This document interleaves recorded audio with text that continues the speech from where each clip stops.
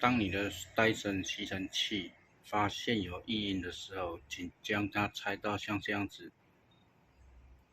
可以直接看到马达的轴心有点生锈。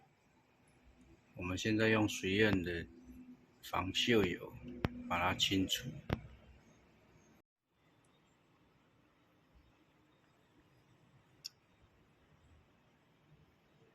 看到湿湿的那个就是防锈油，它会往轴心的生锈地方去做清除铁锈的动作。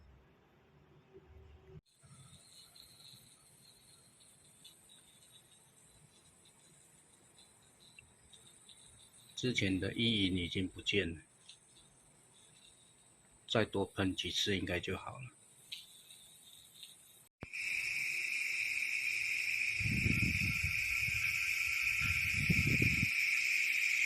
我听到声音已经变得很自然了，已经没有杂音了。之前会干干干的，现在都已经没有了。